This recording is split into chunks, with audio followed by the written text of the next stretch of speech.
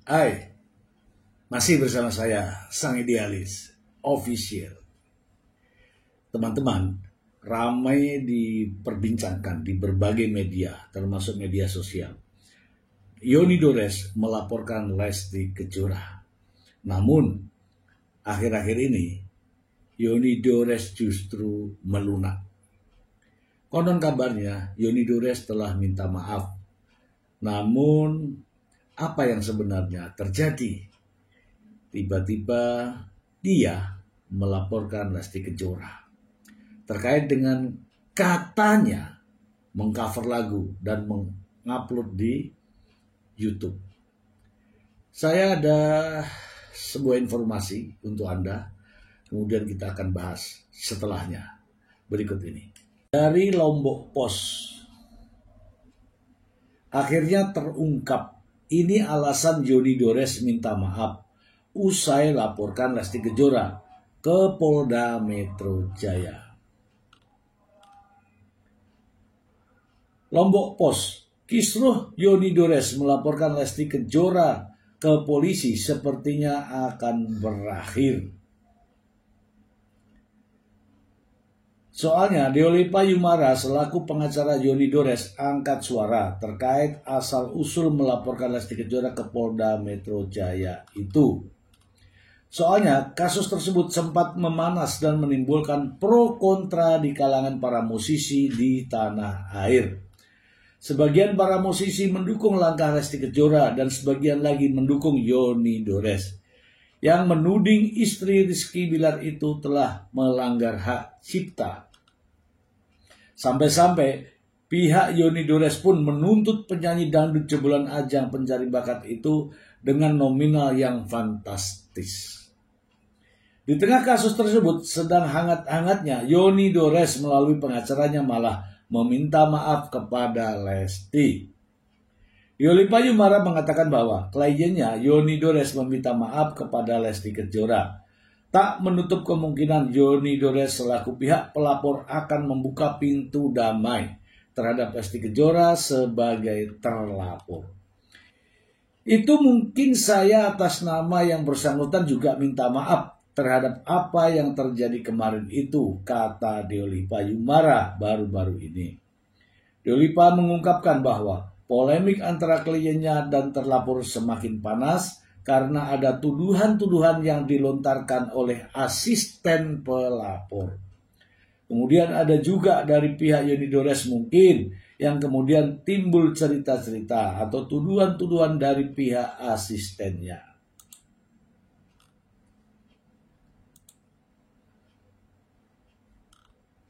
Lanjut lagi ya. Deolipa pun tak memungkiri bahwa permasalahan itu muncul dari kesalahpahaman. Jadi memang itu mungkin kesalahpahaman yang kemudian timbul kepanikan atau kemudian timbul masalahnya di hujatan atau apa ya. Deolipa pun membuka ruang kepada pihak terlapor untuk bertemu dan membahas masalah ini. Jadi kita atas nama Pak Yoni Dores minta maaf juga terhadap tersebut. Tapi okelah kita kesampingkan itu. Yang jelaskan ada ruang terbuka dari pihak Lesti untuk kemudian bermediasi, ujarnya. Oke teman-teman, jadi saya tidak tahu ya. Ini kalau saya melihat ada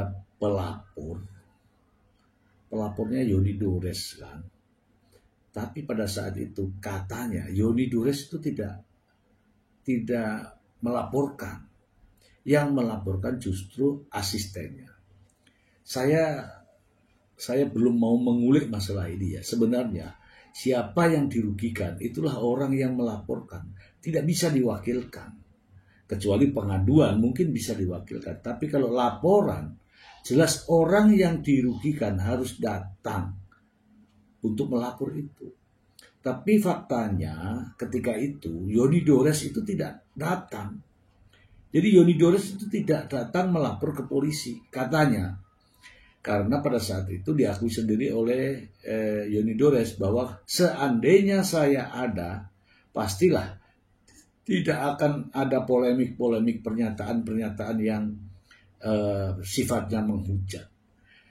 Kita simak ya bagaimana pernyataan asisten Yoni Dores ketika itu, ketika sesaat setelah melaporkan. Berikut ini.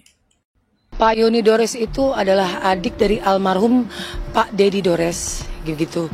Nah, lagu itu sebenarnya awalnya itu diciptakan untuk Ibu Iis Dahlia yang diproduksi oleh HP Record, begitu loh. Nah, lagu itu bisa dinyanyikan sama Lesti, kemungkinan ya, mungkin waktu di acara salah satu stasiun TV yang saya nggak bisa sebutin namanya.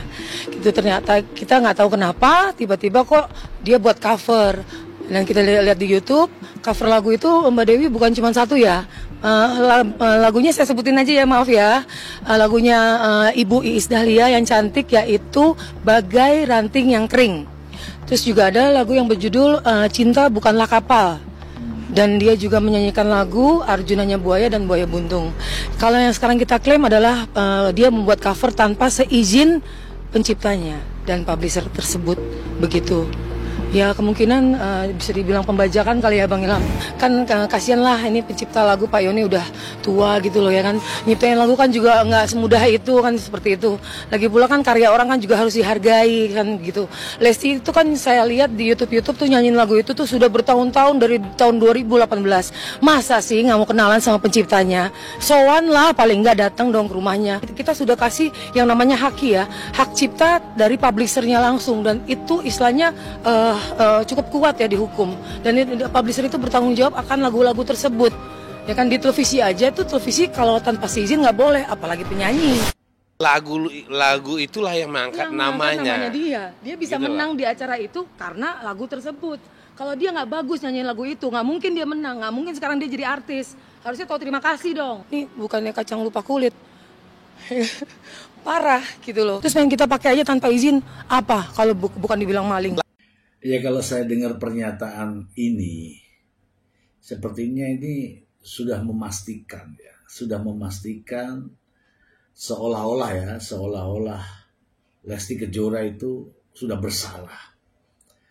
Padahal ingat ya, dalam laporan apapun bentuknya itu harus ada prinsip ya, praduga tak bersalah.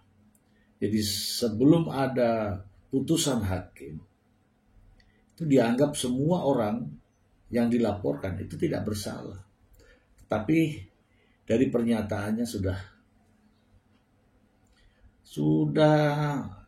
itu kalau saya menilai ya sudah ada unsur merendahkan. Begitu ya. Unsur merendahkan. Coba ya kita simak pernyataan dari Yoni Dores bahwa dia marah-marah ketika asistennya mengatakan hal seperti ini. Ya, kita langsung ke Yoni Dores. Sebelum selesai preskon, mereka meng-highlight poin soal nomor 5 itu yang terkait dengan adanya perkataan-perkataan yang sebenarnya tidak pantas. Ya. Menurut kuasa hukum, dia mengatakan bahwa dia memang tidak langsung lantang mengatakan bahwa akan diproses hukum, tapi sepertinya mereka sedang mempersiapkan itu untuk menjadi senjata mereka untuk melaporkan balik Om Yoni. Silakan, silakan. Saya tunggu itu. Kalau memang proses saya dengan perkataan-perkataan yang tidak senonoh selama ini, karena saya mungkin jejak digital juga ada kan. Bisa silakan aja. Tapi memang pada saat itu Om Yoni merasa bahwa ada kata-kata yang tidak pantas Om Yoni keluarkan, atau seperti apa? Di mana nih? Sesuai dengan laporan mereka, katanya mungkin dalam beberapa tayangan ada seperti itu. Tapi dari Om Yoni sendiri, apakah Om Yoni merasa melakukan hal yang seperti mereka sampaikan atau seperti apa? Saya tidak merasa pernah ngumpat nama Lesti, begini ya. Karena waktu asisten saya si Fevi ini berbicara itu pas lapor polisi. Saya nggak ikut.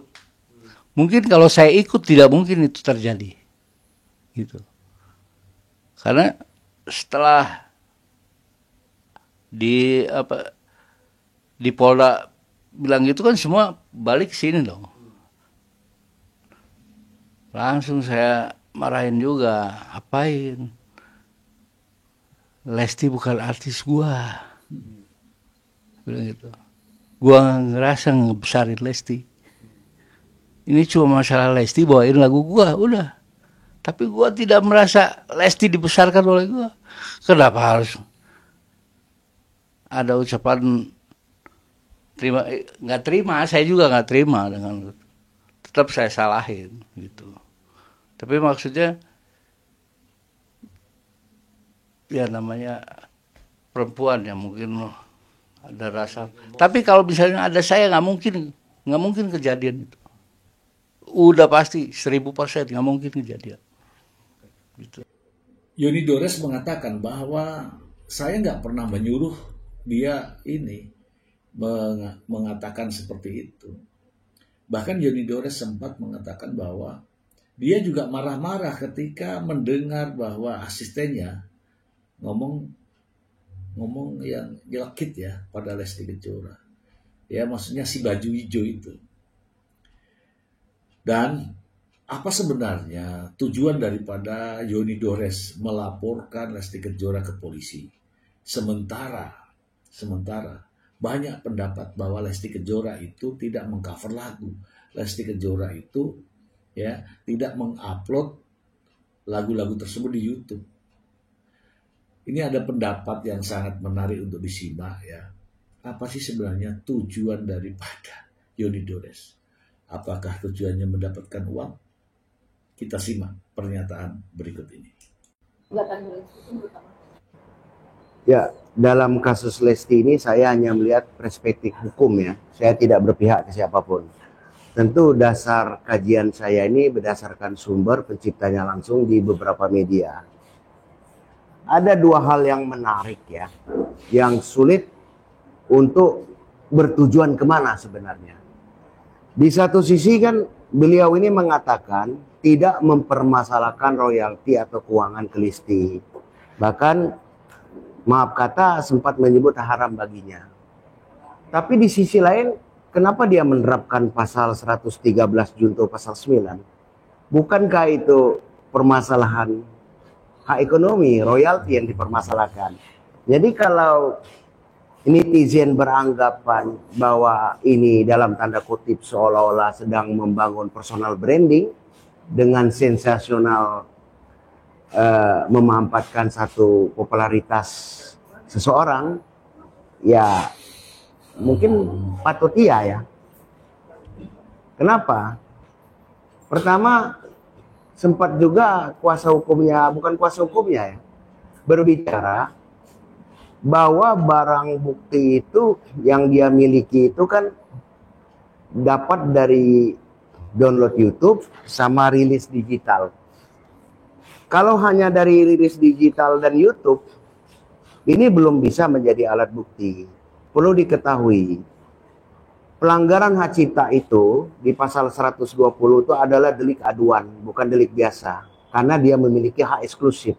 Artinya, seseorang yang akan melaporkan adanya pelanggaran hak cipta itu harus benar-benar mempunyai kemampuan bahwa barang bukti ini adalah sebuah pelanggaran. Dikhawatirkan itu bukan, sehingga terjadi laporan balik misalnya. Itu yang ditakutkan. Karena dia sendiri kan hanya melihat dari beberapa konten, dan dia sendiri tidak tahu izin siapa, terus siapa yang menyuruh. Padahal kan dalam dunia digital ini secara cyber kan bisa dicek. Itu bukan hal yang sulit. Setiap lagu itu yang sudah dirilis pasti ada konten ID atau yang disebut ISRC untuk mendeteksi siapa saja yang menggunakan lagu ini. Atau kalau dia ada kesulitan untuk mencari siapa saja yang menyanyikannya, tinggal buka saja API. Tinggal tulis kok. Tinggal tulis nama saja keluar itu lagu apa. Nah, atau tulis judul lagu. Dinyanyikan apakah itu di live, apakah itu dalam rekaman master dengan menggunakan ASWC. Nah, di ujungnya kelihatan lagi SRC. Nah, sekarang kita balik lagi. Lagu ini kan pernah dipopulerkan sebelumnya jauh setelah Lesti. Sudah dirilis. Tentu di YouTube officialnya juga bisa dicek melalui YouTube Studio. Cuman buka YouTube Studio, klik sebelah kanan, ada 3 tindakan. Apakah mau dibisukan, atau dipermasalahkan, atau ditarik royaltinya. Yang jadi permasalahan, kenapa sudah lama didiamkan, baru dimasalahkan sekarang. Pertanyaan saya, royalti selama ini kemana? Nah, ini kan yang harus hati-hati, yang harus dihati-hati sekali. Terus mengenai konten-konten lain yang belum monetisasi tapi mampu menayangkan lagu-lagu Lesti ini, itu tidak bisa masuk ke ranah pidana. Pelanggaran hak cipta itu apabila dilakukan secara komersil. Kalau belum monetisasi kan tidak komersil. Nah, pertanyaannya kok bisa tayang? Seharusnya oleh YouTube itu akan terdeteksi kan? Nah, artinya dia memiliki konten ID-nya kan? Nah, kemana uang itu? Pembagian royalti dan lain sebagainya. Nah, ini kemampuan pencipta itu untuk mencari bukti yang benar-benar sah. Bukti yang benar-benar halal. Jangan terjadi illegal access. Itu nggak boleh. Jadi ini beda dengan perkara umum. Tiba-tiba kita datang ke kepolisian, membawa barang bukti. Enggak, ini delik aduan. Delik aduan itu karena pencipta atau khususnya pencipta memiliki hak eksklusif. Luar biasa ini. Nah, pertanyaan saya, bagaimana dengan bukti dirilis digital atau di YouTube? Nah, hati-hati, ini yurisdiksi negara lain, bukan negara Indonesia lagi. Undang-Undang nomor 28 tahun 2014, baca pasal 2. Hak cipta itu pelindungan untuk karya cipta orang Indonesia dan pertama kali di Indonesia. Yang kedua, karya cipta berbadan hukum untuk orang luar pertama kali dipublikasikan di Indonesia. Yang ketiga, karya cipta orang Indonesia atau orang asing yang ada di Indonesia dan ada di luar. Tapi harus menggunakan ratifikasi perjanjian internasional. Nah, pertanyaannya sudah digunakan belum oleh pihak penciptanya? Salah satu, kita ada ratifikasi Konvensi Bern yang sudah diratifikasi, TRIP atau World Intellectual Property Organization Copyright Treaty, dan sudah diratifikasi oleh Indonesia. Ini sangat luas. Di luar negeri pun kita bisa minta perlindungan karya cipta ini. Nah, satu lagi, ya, masalah musik, konten TikTok, misalnya Instagram dan sebagainya, kita juga ada ratifikasi itu, Beijing ratifikasi. Itu bisa sebenarnya kita gunakan. Jadi tidak bisa kita itu melihat permasalahan ini secara konvensional. Ini berbeda. Apapun itu, sekarang ini sudah banyak beredar ya. Ada juga saya bacakan tadi bahwa Yoni Dores sudah meminta maaf melalui kuasa hukumnya. Lantas, apakah masalah ini diselesaikan dengan cara damai? Ya, kalau pendapat saya, Yoni Dores harus mencabut laporannya. Apapun itu. Karena apa? Ada kesalahan, yaitu salah alamat dengan melaporkan Lesti Kejora. Saya tidak tahu, mungkin ada tujuan lain, namun demikian, ketika Lesti dilaporkan, sementara Lesti tidak melakukan, itu adalah laporan salah alamat. Dan apabila ingin melaporkan ke akun-akun YouTube, menurut pendapat saya, silahkan dibuat pengaduan terkait dengan akun YouTube yang mana mengupload lagu-lagu Yoni Dores. Apakah laporan itu nantinya bisa ditindaklanjuti? Karena ini beda sistem. YouTube tidak mungkin menayangkan kalau ada klaim dari hak cipta. atau YouTube mengambil kebijakan hak cipta, ya kan, namun monetisasinya berbagi atau tidak bisa ditayangkan sama sekali. Itu kebijakan YouTube. Dan tentu saja kebijakan YouTube, termasuk saya kan, kalau saya tampilkan lagu-lagu Lesti, ada tertulis monetisasi berbagi. Saya nggak apa-apa berbagi sama yang punya lagu. Sama juga YouTuber yang lain, tentu saja ketika menayangkan lagu atau ciptaan-ciptaan atau karya-karya siapapun, pastilah YouTube juga punya kebijakan. Apakah diblokir, apakah ditayangkan tapi berbagi, atau tidak ditayangkan, ya kan? Kadang-kadang kan ada itu lagu yang minta dibisukan atau ganti lagu karena masalah hak cipta, dan itu ketentuan dari YouTube.